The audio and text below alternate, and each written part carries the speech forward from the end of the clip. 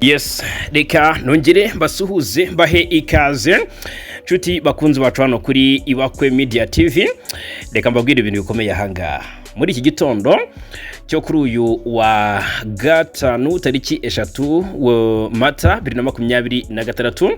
Ndemyemerere mbabwire ibintu bikomeye cyane bishobora kuza guhindura icyerekezo cy'intambara iri kubera mu Burasirazuba bwa Repubulika ya Demokarasi ya Kongo, ariko kandi ku rundi ruhande nihinduke cyangwa se nibihinduke byoroha, ahubwo bikarushaho gukara ndetse no gukarata umuti wavuguswe urura ntacyo urakora, dore ko impande zihanganye zitarawumwa kugira ngo mu by'ukuri harebwe niba iki kibazo cyakemuka. Icyo nshaka kubivugira ni iki: Leta Zunze Ubumwe za Amerika zishinzwe cyangwa se ziri mu buhuza, ubwo Amerika kakanya mu kibazo cyo mu Burasirazuba bwa Kongo yabaye nk'umumediateur. Bimeze bite? U Rwanda na Kongo birashyamiranye. Kongo ishinja u Rwanda gushyigikira umutwe wa M23.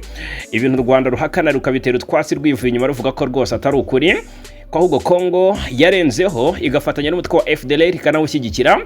Uyu ni umutwe ugambiriye guhungabanya umutekano w'u Rwanda ugizwe n'abasize bahekuye u Rwanda muri jenoside yakorewe Abatutsi. Mu masezerano ya Washington yo ku itariki 4 Ukuboza yashimangiwe n'abakuru b'ibihugu byombi, yashimangiraga yari yasinywe tariki 27 Kamena niwe nibuka neza umwaka ushize, harimo gusenya FDLR nk'imwe mu myanzuro ikomeye cyangwa se nk'umwe mu myanzuro ikomeye cyane yo kwibandwaho, hanyuma gukuraho ingamba z'ubwirinzi u Rwanda rwashyize ku mipaka bikaza nyuma.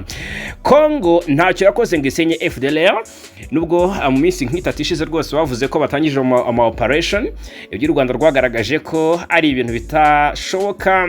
Minisitiri Nduhungirehe yabikomojeho n'umuvugizi wa guverinoma y'u Rwanda wungirije Uwera Jean Maurice avuga ati rwose yaba ari marayika babonekeye. Aka kanya icyo nshaka kubivugira cyangwa se impamvu nshaka tubitinda hano nuko ndagira babwire ko uwo mediateri aka kanya amaze gutakarizwa icyizere mu buryo bumwe cyangwa ubundi. Leta Zunze Ubumwe za Amerika murabizi ko zari zarahagaritse imikoranire cyangwa se support, ubufasha zahaga igisirikare cya Kongo FARDC. Ubwo ni ubufasha mu bijyanye n'ibikoresho bya gisirikare, bijyanye n'imyitozo, ariko aka kanya bikaba byarahinduye isura, bigaragara ko Amerika igiye kongera gusubizaho iyo support yahaga FARDC kuva mu myaka ya 2010. Ubwo busabe rero cyangwa se byamaze kwemezwa ntibikiri no mu busabe, kubera ko Amerika nayo ngizabikora. Tshisekedi nawe yarabihamije ubwo yaganiraga n'abayobozi gakondo hariya mu ntara ya Kwilu, yemeza ko igisirikare cya Kongo kigiye kubakwa kikabana yegayezwa bikozwe na Leta Zunze Ubumwe za Amerika. Naje gukurikirana amakuru nsanga ibihano Amerika rero afatiye Repubulika ya Demokarasi ya Kongo bitewe n'uburyo ngo Kongo yagiye ikoresha abana bato mu gisirikare, irenze ku itegeko rya Leta Zunze Ubumwe za Amerika ryitwa ngo ni Child Soldiers Prevention Act. Iryo tegeko ngo Leta Zunze Ubumwe za Amerika zaragenze zisanga Kinshasa basigaye bitwara neza cyangwa se bubaha iryo tegeko batakinjiza abana mu gisirikare. Ubwo rero baravuga neza ko Amerika igiye gutangira guha FARDC ubufasha gahoro gahoro, hanakomeza kurebwa uko iri tegeko ryubahirizwa nabo ku ruhande rwa guverinoma Kinshasa. Ibi bije bikurikira ku rundi ruhande ibihano byafatiwe abayobozi b'u Rwanda. Abajenerali mu ngabo z'u Rwanda barimo General Mubaraka Muganga n'umugaba mukuru w'ingabo z'u Rwanda General Rukika Rusisi n'abandi batandukanye, ariko na RDF nk'urwego muri rusange. Bikavugwa neza ko ahubwo n'abayobozi bakuru mu gihugu cy'u Rwanda bagomba kuba bafatirwa ibihano hasi hejuru. Icyo nshaka kubivugira rero, ndagira ngo mumbwire uwo muhuza uza ku ruhande rumwe agashinja u Rwanda ndetse mu by'ukuri agafata n'imyanzuro ikomeye y'uko ngo ntacyo rwakoze ngo rwubahirize amasezerano ya Washington, ariko kandi aho kugira ngo hahanwe nabo ku ruhande rwa guverinoma Kinshasa bakomeje kurasa ku baturage, ahubwo bakaba mu by'ukuri bagiye kuba bahabwa ubufasha. Ibi byashoberanye rero. Icyo nshaka tugarukaho rero naka kanya k'ingenzi cyane, nshaka dukoresha neza tukayebera hamwe ibyo bihano bya Leta Zunze Ubumwe za Amerika ku gisirikare cy'u Rwanda, uburyo Washington ihindura ingamba zayo mu by'umutekano ndetse no mu by'agaciro muri Repubulika ya Demokarasi ya Kongo. Tubigarukeho tubivimuze turebera hamwe uburyo Washington ireba inyungu zayo bwite. Perezida Tshisekedi ari Doha muri Qatar, hari ibyo yatangaje ku masezerano ya Kinshasa ndetse na M23 ku mutekano mu karere k'ibyaga bigari. Umukuru w'igihugu cya Kongo rero ngo rwose akababaje umugabo kamurenza impinga yaje kubanyarukira i Doha. Ndaje mabwire ibyo ari byo aka kanya iby'uruzinduko rwe, hanyuma turakomoza kuri aya masezerano muri rusange. Impungenge zikomeje kuba zose Washington na Doha, impamvu burasirazuba bwa Kongo agahenge gakomeje kuba amagambo gusa. Ndaje mbabwira gatanu ku kandi umenye ko amazi imisana avugwa noneho Geneve, turaje tubyinjiremo. Hanyuma ariko kandi abo mu Burundi amarira n'amariba, ubwo ndavuga mu Burundi nyine by'umwihariko mu Bujumbura, biravugwa neza ko hari abenshi basize ubuzima muri iriya nkongi y'umuriro tumaze iminsi tugarukaho. Abo FDNB yemeza ko bahitanywe n'ibisasu byaturikiye i Bujumbura. Ndaje mbabwire abari bo, hanyuma turanyarukira muri teritwari ya Rubero mbabwira ibya societe civile yagaragaje impungenge ku makuru avuga ko AFC M23 yavuye Rubero, ari nako kandi udushe twinshi ko kubwira hangaha muri Rubero twongeye gusubira mu maboko ya AFC M23, tubikomozeho mu nkuru irambuye. Martin Fayulu uyu wahanganye na Tshisekedi ndetse akamutsinda mu matora, ariko kandi bikaza kurangira Tshisekedi yiwa amajwi. Uyu yagaragaje impamvu y'amakuru y'ibibazo uruhuri Kongo icamo. Yitwa CP Theos Badege, wigeze ku umuvugizi wa polisi y'u Rwanda, yahawe inshingano nshya. Ndabibabwiraho gatanu ku kandi. U Rwanda kandi rwaburiye ko Mozambique nidatera inkunga ibikorwa bya RDF Cabo Delgado ruzacyura ingabo zarwo. Turabikomozaho babwira ku musirikare muto kurusha abandi muri UPDF ngashobora kujya hembwa arenga byibuze ndabona ari amafaranga menshi rwose. Ndaza ko yababwiraho gatanu ku kandi. Reka mbaye ikaze nanabibutse ko byoroshye cyane gukomeza kwibanira natwe hano kuri Ibakwe Media TV. Ni subscribe cyangwa sabone, ubundi bindi inshuti bavandimwe nta kindi musabwa uretse kubiduharira. Kanda like tubone ko bikunda, ushyira udutima muri comment nyaboneka, sharing cyangwa se usangiza abari amakuru.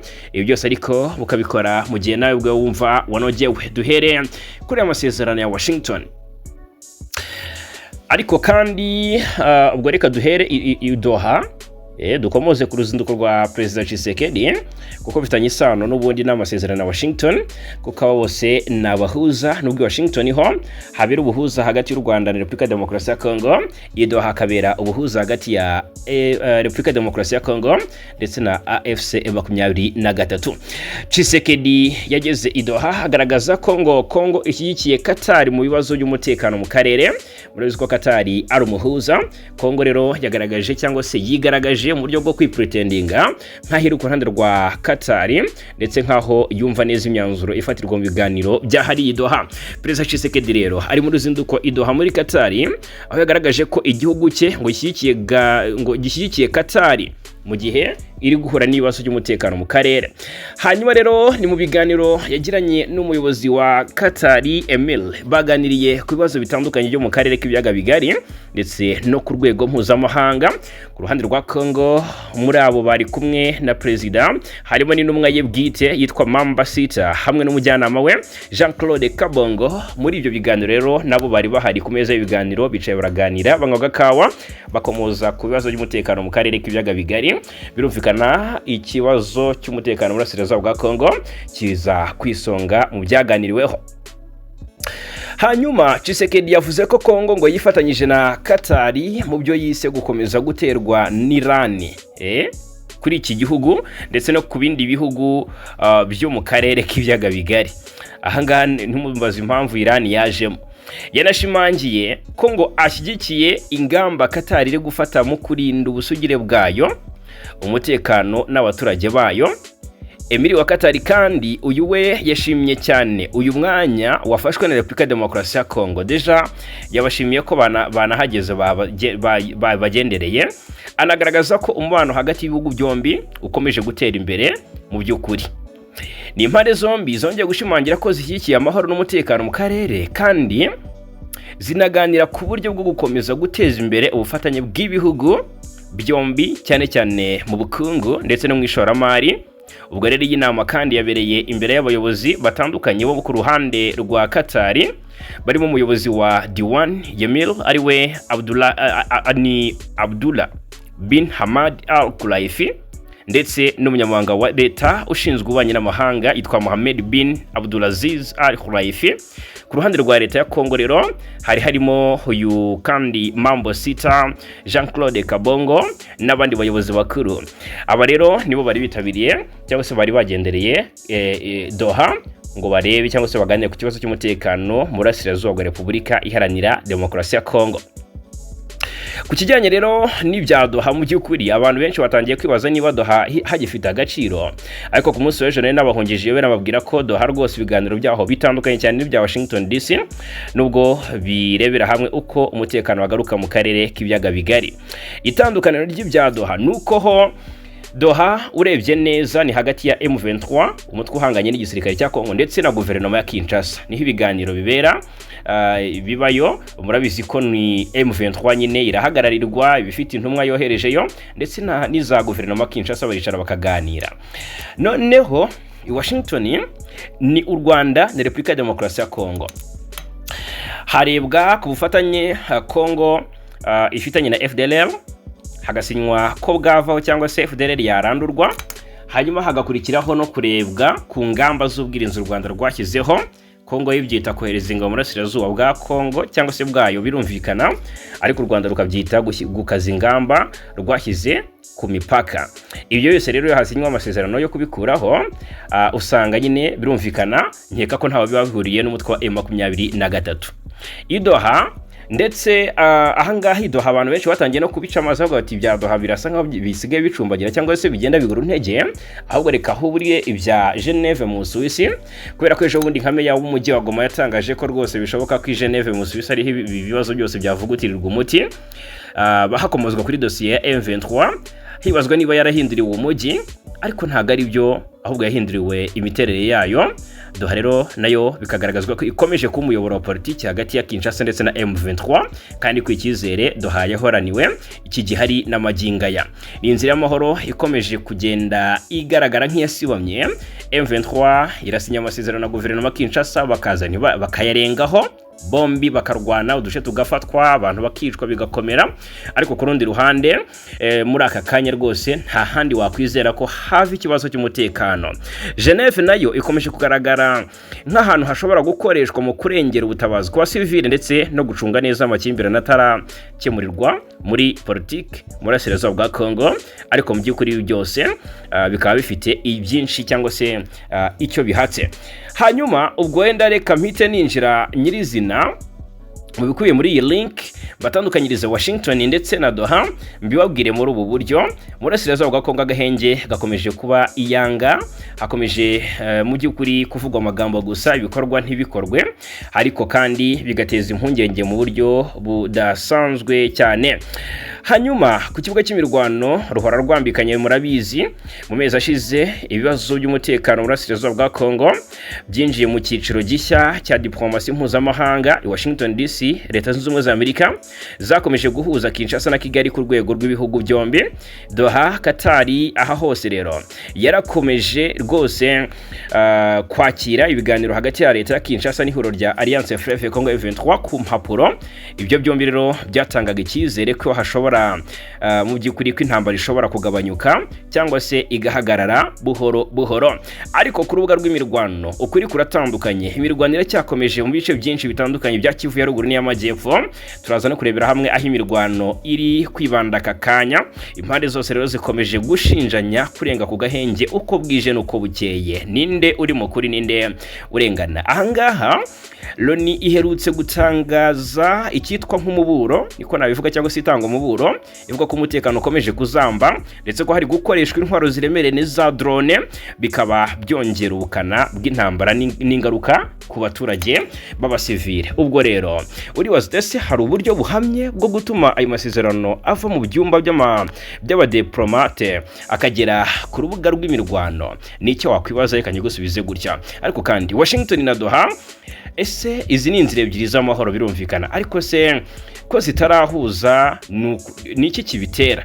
Niki gitera iby'iyi diplomasi, cyangwa se reka mbivuge gutya, nuko ngo Washington na Doha natangiye mbagutandukanyiriza ibyo bice iyo miji yombi nyigutandukanyiriza ndetse n'ibiganiro byabo bitandukanya icyo bivuze.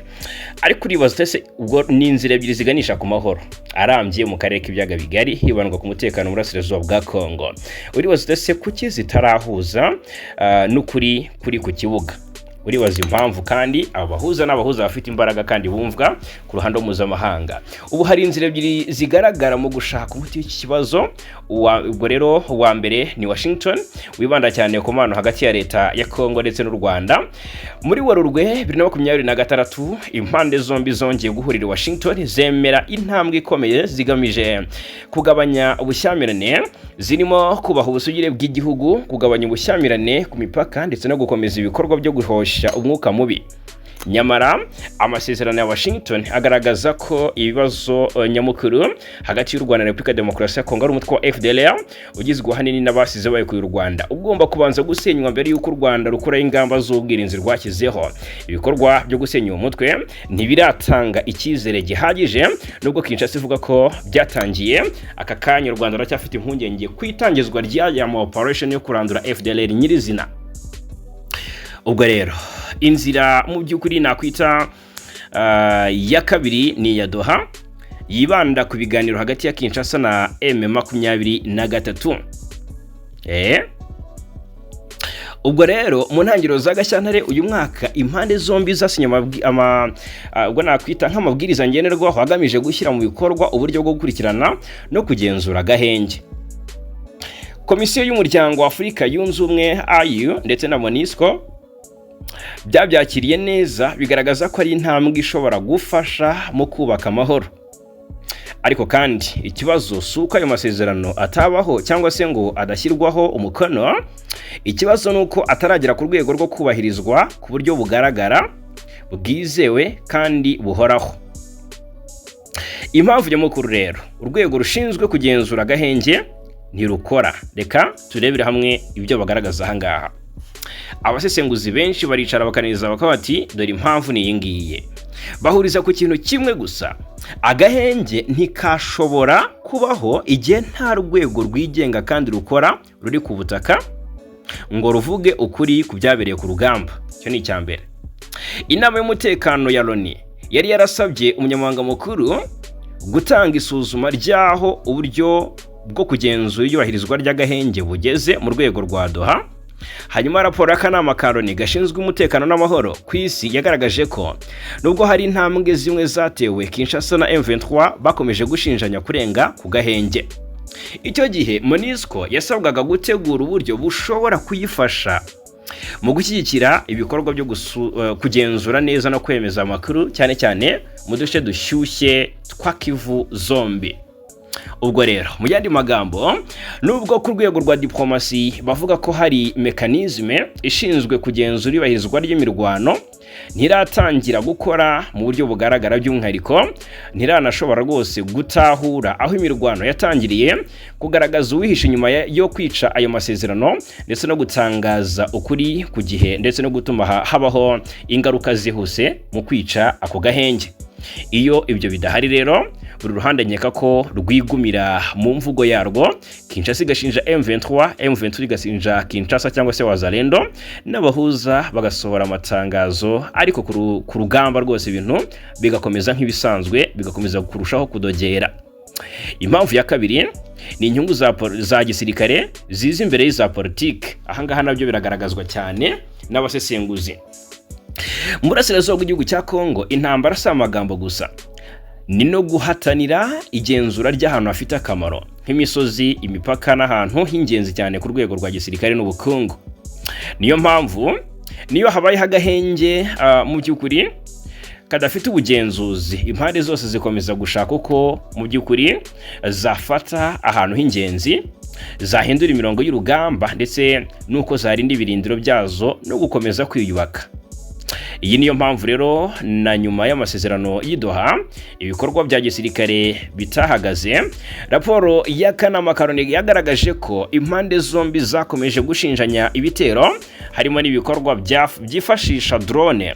Loni n'indi miryango yigenga byemeje ko intambara ikomeje kandi irushaho gukomera nubwo ku rwego rwa diplomasi hari ibiganiro byose byo kuyihagarika.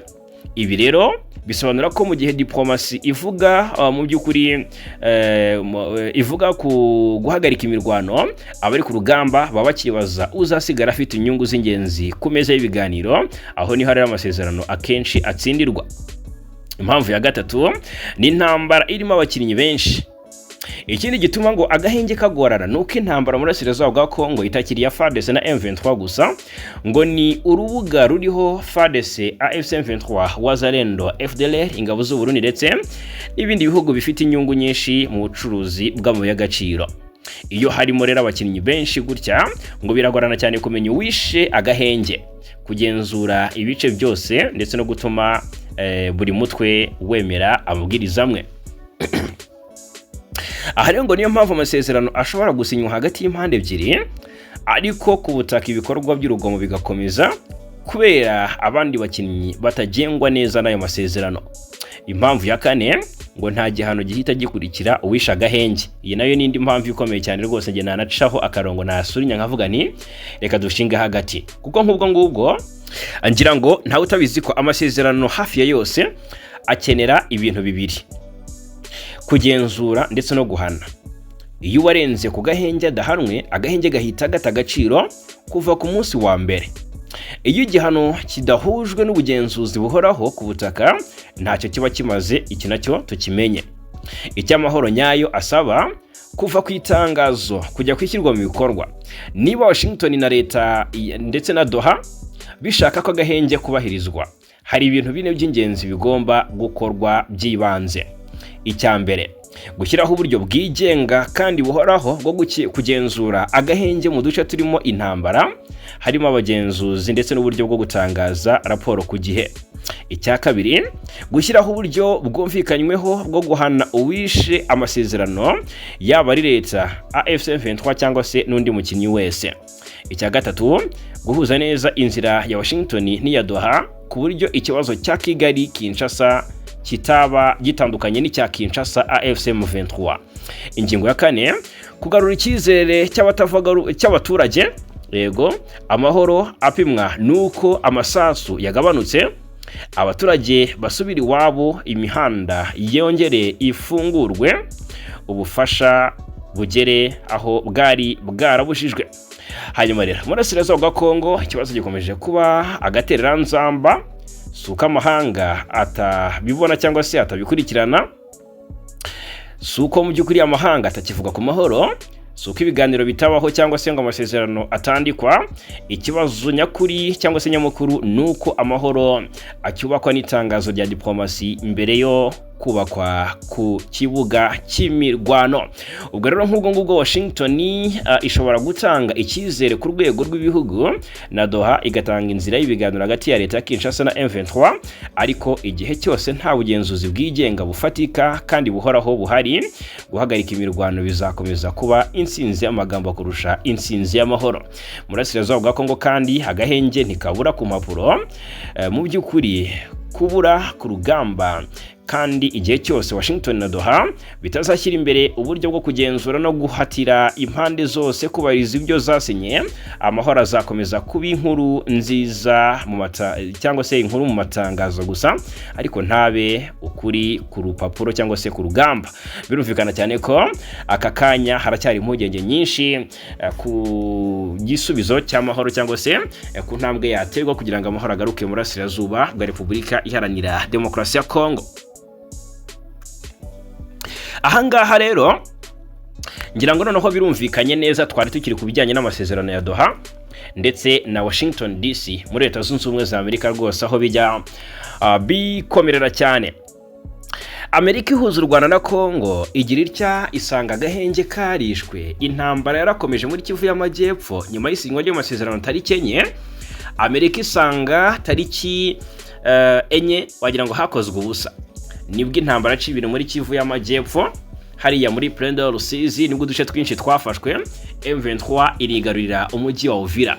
Byarangiye amahanga yose asakuje ati u Rwanda rwongeye kwenyegeza intambara muri Burasirazuba bwa Kongo.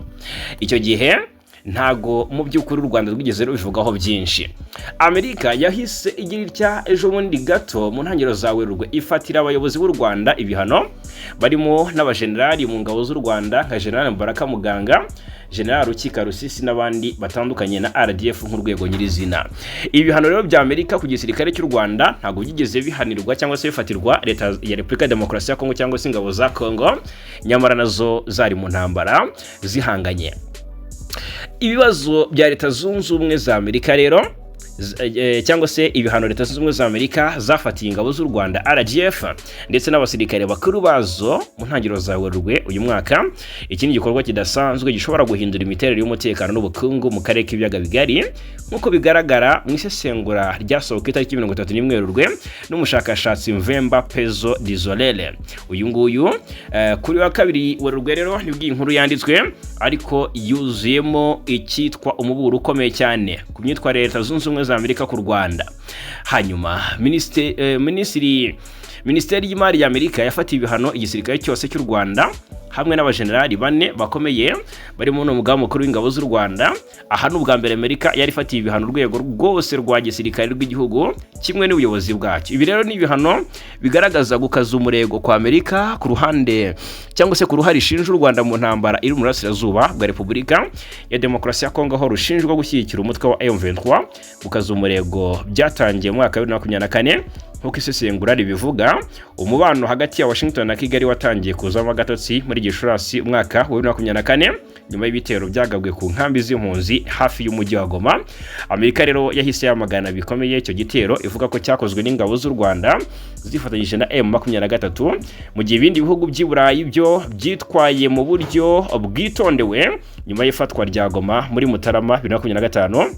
Amerika yise ifatira ibihano General w'inararibonye James Kabarebe, umujyanama mu by'umutekano wa Perezida Paul Kagame. Ifatira Lawrence Kanyuka ibihano uvugira M23 mu bya politike ndetse n'ibigo bifitanye isano n'uyu mutwe. Ku ya 6 Werurwe 2026 Minisiteri y'Abanyamahanga ya Amerika yongeye gutangaza ko hari abayobozi b'u Rwanda babujijwe kubona visa, mu by'ukuri ibashinja guteza umutekano muke muri Burasirazuba bwa Repubulika ya Demokarasi ya Kongo. Abenshi batesa amaherezo na yahe niba hari guhanwa abanyarwanda, abakongomani ho bikarangira nta n'ubabajije aho bageze bashyira mu bikorwa ibijyanye n'amasezerano basinye. Aha rero ikibazo kiragira kiti, ubwo nagira ngo mbabaze namwe munsubize. Amerika irahana u Rwanda igashyigikira Repubulika ya Demokarasi ya Kongo, biragana he nk'umuhuza wumvwa kandi utezwa amatwi wubashywe? Biragenda bite? Birarangira bite? Murabona icyerekezo ari ikihe? Dusangira ibitekerezo. Reka nigarukire kuri tele mbabwira uko ibintu byifashe. Ntabwo imirwano rero ngiye kwibandaho cyane, ahubwo ndababwira aho M23 yari maze iminsi ivuzwe ko yasohotse ndetse ikaba yatangiye kwasubira mu buryo budasanzwe. Navuze mbona societe civile zigamba ko zikomeje kugira impungenge ku mutekano bijyanye na mouvement militaire iri kugaragara muri territoire ya Rubero. Ahangani muri Nokivu haravugwa impaka zango turwane zikomeye ku bijyanye n'amakuru atangaza ko ihuriro Alliance Fleuve Congo M23 mu by'ukuri ryavuye muri aka gace, mu gihe bamwe mu baturage ndetse n'imiryango ihagarariye societe civile babihakana. Nk'uko bitangazwa na societe civile ya Rubero, abasirikare ba M23 baracyagaragara mu bice bitandukanye ngo birimo Katondi, Kitsombiro ndetse no ku muhanda munini wa route nationale nimero 2, nubwo M23 yari yatangaje ko bamaze kuhava. Hanyuma ahangaha nk'uko byatangajwe n'uri societe civile nta gihamya yatanze, ariko akenshi aba bavuga amakuru babonye. Perezida w'iyi societe civile muri ako gace yitwa Muhindo Tafuteni yemeje ko mu by'ukuri bakiri muri ibyo bice. Ati nta gihamya gifatika kigaragaza ko M23 yavuye muri utu duce kuko baracyagaragara rwose, ndetse bamwe bakomeje no kugenzura inzira z'ingenzi muri ibi bice. Ubwo nagira mpite babwira uduce M23 yamaze kwisubiza tayari, hari yatangaje ko yatuvuyemo kandi haragaye haragiye hagaragara n'amavideo basohokamo. Ndetse rwose kuri uyu wa 4 tariki 2 Mata amakuru aturuka mu baturage ndetse n'andi masoko yizewe baragaragaza ko duce duherereye nko muri kilometero 30 uvuye mu mujyi wa Rubero M23 yagaragaye muri utwo duce nyine, agace kitwa ngo ni Kalonge, agace kitwa Lubango. Utu duce twafashwe kuri uyu wa kane tariki 2 Mata 2026 nyuma y'uko M23 ivuye muri Kalonge ndetse na Lubango. Utu duce twahise tujya mu maboko y'imitwe yitwaje intwaro ya Wazalendo, FDLR ndetse n'ingabo za leta FARDC kuri uwo munsi. Byongeye kandi kurangira utu duce dusubiye mu maboko ya M23 nyuma y'imirwano ikomeye. Iyi mihindagurikire rero y'imirongo y'urugamba mu by'ukuri iragaragaza ko intambara ikomeje gufata indi ntera mu burasirazuba bwa Kongo, aho imitwe itandukanye ikomeje guhatanira kugenzura uduce tw'ingenzi cyane cyane turimo abaturage benshi no dufite akamaro kenshi mu rwego rw'ubukungu n'imihanda. Hanyuma rero amateka agaragaza ko teritwari ya Rubero ari imwe mu duce tw'ingenzi cyane tumaze igihe kirekire twibasiwe n'intambara mu burasirazuba bwa Kongo, aho umutwe wa M23 wakunze guhangana n'ingabo za leta ndetse n'indi mitwe yitwaje intwaro. Ibi byatumye rero abaturage baho bakomeza guhura n'ibibazo bikomeye cyane birimo kwimurwa ku gahato, kubura ibiribwa ndetse no kubura serivisi z'ibanze. Ni ibintu rero bitoroshye n'aka na gato ndetse bikomeye cyane. Yitwa Martin Fayulu yagaragaje impamvu nyamukuru ibibazo mu burasirazuba bwa Kongo bikomeje kuba urusobe. Uyu rero Martin Fayulu, umunyekongo ukunda igihugu kandi guharanira ko cyatekana, mu by'ukuri yagaragaje icyo yise nk'impamvu ituma mu burasirazuba bwa Kongo hahora ibibazo bikomeye cyane. Mu kiganiro ajyanye n'itangazamakuru mpuzamahanga, yitwa Martin Fayulu yavuze ko mu myaka myinshi ishize Kongo yagiye ihura n'ibibazo bifitanye isano n'irari ryo kwigarurira umutungo kamere n'ubutaka bwayo, ashinja ibihugu by'ibituranyi kugira uruhare muri aya makimbirane. Agaragaza ko by'umwihariko mu ntara zo mu burasirazuba bwa Kongo ahakungahaye ku mabuye y'agaciro nka koruta, zahabu n'andi mabuye akenerwa cyane ku rwego mpuzamahanga ariho ibyo bibazo byibasiye cyane. Gusa Fayulu yagaragaje ko hari indi ntera nshya y'ikibazo igihugu kirimo cyinjiyemo cyangwa se kiriho cyinjiyemo, aho avuga ko rwose hiyongereyeho ikibazo cy'ivangura rishingiye ku moko. Ashimangira ko ari ibintu bitari bisanzwe bigaragara ku rugero nk'urwo mu mateka ya Repubulika ya Demokarasi ya Kongo.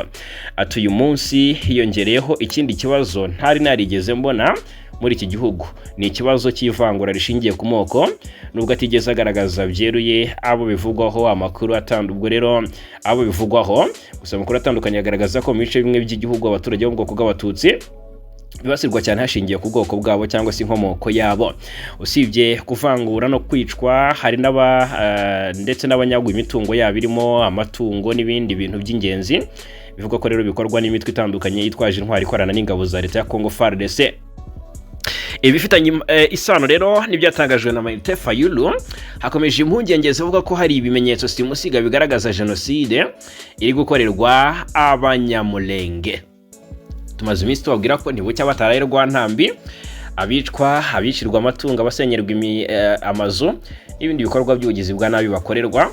Mu gihe umutekano n'ubundi ukomeje kuzamba, urarushaho kuzahara cyane no kurusha kugaragaza cyangwa se guteza ibibazo mu baturage b'abasivile hariya muri burasirazuba bwa Kongo, by'umwihariko Abanyamulenge batuye imisozi miremire y'Umurenge muri Kivu y'Amajyepfo bahora bagabwaho ibitero uko bwije n'uko bukeye. Impuguke mu by'umutekano n'akarere Gilles Makuza agaragaza ko ibikorwa biri kuhakorerwa bifite ibimenyetso bikomeye byerekana ko ari jenoside iri gukorwa buhoro buhoro. Avuga ko hari ibikorwa byibasira abaturage hashingiwe ku bwoko bwabo, birimo kwicwa, guhohoterwa, gutotezwa ndetse no kubuzwa uburenganzira bw'ibanze.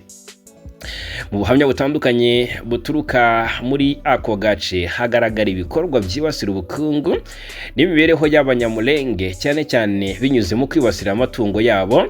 Inka zifite agaciro gakomeye mu mibereho yabo zikomeje kutwikwa, kuraswa ndetse zimwe zicwa hifashishijwe indege zitagira abapilote zizwi nka drone. Ibikorwa bifatwa rero nk'uburyo bwo kubambura ubushobozi bwo kwibeshaho ndetse no kubashyira mu kaga gakomeye k'inzara ndetse n'ubukene. Ahangaha rero byongeye kandi hari amakuru agaragaza ko abaturage bamwe babuzwa kujya aho bashaka, bagahura n'inzitizi ku bwisanzure bwo kugenda, ndetse hakaba naho batinya gusohoka mu ngo zabo kubera umutekano muke. Ibyo byose rero byongera ku mateka maremare y'amakimbirane ashingiye ku moko n'ubutaka muri ako karere bikiriho na magingo aya. ntabwo twakwinjira mu mateka ariko murabizi abanyamurenge kwangirwa uko basa, aho bakomoka n'imitungo yabo, nibyo tumaze iminsi tubabwiraho uko bwije nuko bukeye, tubabwira ati nyabuneka abasenga basengera abari umurenge kubera ko agahinda kabo gashira kandi kageze bagara. Hanyuma rero reka tugaruke ku makuru ari kuvugwa cyane mu gihugu cy'u Rwanda, mbabwire ko kuri ubu hari inkuru yihutirwa cyane muri polisi y'u Rwanda yitwa CP Theos Badege cyangwa se Commissioner of Police Badege Theo, wigeze kuba umuvugizi wa polisi y'u Rwanda, yagizwe komiseri mukuru wungirije w'urwego rw'u Rwanda rushinzwe igorora RCS. Itangazo ry'ibyemezo by'inama ya minisitiri yateraniye muri village Urugwiro kuri wa 4 tariki 2 Mata, niryo ryemeje ko Badege yahawe ziriya nshingano agomba kungiriza CG Evariste Murenzi. Abazi Theos Badege bamuzi ari umuvugizi wa polisi y'u Rwanda muri za 2016 ubwo yasimburaga kuri izo nshingano SCP Celestin Twahirwa wari ufite izo nshingano kuva muri 2014, nawe yasimbuye SCP Damas Gatare warigizwe umuyobozi w'ishami rya Community Policing. Badege muri 2013 nabwo yari umuvugizi wa polisi y'u Rwanda, mbere gato yo kuva kuri uwo mwanya akagirwa umuyobozi mukuru w'urwego rwari rushinzwe ubugenzacyaha muri polisi y'u Rwanda CID. Muri 2018 nibwo CP Theos Badege yavanwe ku nshingano zo kuvugira polisi y'igihugu ajya gukora muri polisi mpuzamahanga. Mu by'ukuri asimbura kuri izi nshingano CP John Bosco Kabera, nawe waje gusimburwa na SCP Boniface Rutikanga muri Kanama 2025. Hanyuma ariko u Rwanda rwaburiye cyangwa se rwatanze umuburo, ndetse umuburo ukomeye cyane wuko kohereza ingabo zarwo mu majyaruguru ya Mozambique bishobora guhagarara mu gihe hataboneka uburyo burambye bwo gutera inkunga icyo gikorwa. Ni nyuma y'amakuru avuga ko umuryango umwe w'Uburayi ushobora guhagarika burundu inkunga wageneraga ibikorwa bya RDF muri Mozambique. Umuvugizi wa guverinoma y'u Rwanda Yolande Makaro ubwo yasubizaga ku nkuru zatangajwe n'ibinyamakuru nka Le Monde ndetse na The Wall Street Journal kwihagarara ry'inkunga ya EU, ashimangira ko u Rwanda rufite umurongo uhamye wuko ubutumwa bw'Cabo Delgado budashobora gukomeza igihe kirekire hatabayeho kugaragaza cyangwa se gusaranganya inshingano mu buryo bungana. Avuga ko kuva ingabo z'u Rwanda zatangira koherezwa muri Mozambique muri 2021, u Rwanda ari rwo rwatanze igice kinini cy'amafaranga akoreshwa cyane muri buriya butumwa bwatangiye bisabwa na guverinoma ya Mozambique mu rwego rwo guhangana n'imitwe y'iterabwoba bifitanye isano na IS.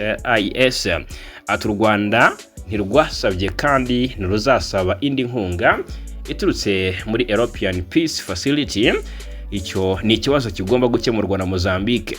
Kohereza ingabo z'u Rwanda bisaba uburyo burambye bwo kubona inkunga, kandi ni inshingano z'igihugu cyakiriye izo ngabo n'abafatanya ibikorwa bacyo, by'umwihariko abafite ishoramari rikomeye muri Cabo Delgado, kugira ngo iyo nkunga iboneke uko byahoze bikorwa. Hanyuma mu gihugu cya Uganda, mbari naho nsoreza aya makuru, mbabwire ko hari umushahara w'umusirikare muto ku ngabo za Uganda UPDF ushobora kwiyongera ukava ku mashiringi 350 kagera ku 816, no kuvuga ngo narenga 300 by'amafaranga y'u Rwanda. Ni mu gihe umwanzuro wagezweho hagati ya Minisiteri y'Ingabo n'Inteko Ishinga Amategeko wakirwa mu bikorwa. Iyo nyongera rero y'umushahara yemerewe n'abayobozi ba Minisiteri y'Ingabo n'abagize komisiyo ishinzwe ingabo n'umutekano w'imbere mu Nteko Ishinga Amategeko mu nama yabaye ku wa 4 tariki 2 Mata 2026, ni ku munsi w'ejo. Ubwo rero itsinda rya Minisiteri y'Ingabo ryari riyobowe n'umunyamabanga wa leta ushinzwe igisirikare yitwa Yuda Olelu, ryitabiriye iriya komisiyo iyobowe na Depite Wilson Kanjege, risobanura ibibazo byagaragajwe ku itegeko ngenga rya Minisiteri y'Ingabo ry'umwaka w'ingengo y'imari wa 2026-2027. Nubwo Inteko Ishinga Amategeko yari yemeye ko imishahara y'abasirikare bo ku rwego rwo hasi izamuka buhoro buhoro hagamijwe kugabanya icyuho cy'imishahara, minisiteri yari yazamuye umushahara w'abasirikare bato igera kuri 650 cyangwa se 650, ariko izamuka ryagombaga kugera kuri 816 ndetse na 200 muri uyu mwaka rero rihagarikwa kubera kubura ubushobozi bw'amafaranga.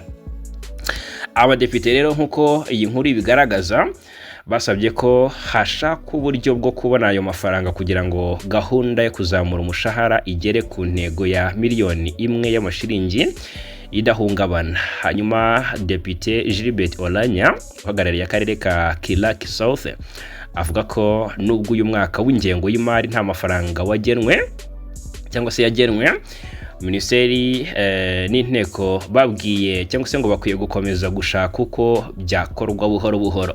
Ati nishimiye kuba abasirikare bacu bato bari kuzamurirwa umushahara, bari ku mushahara wa 650 bavuye ku 400, ariko inteko cyangwa se intego ni miliyoni 1.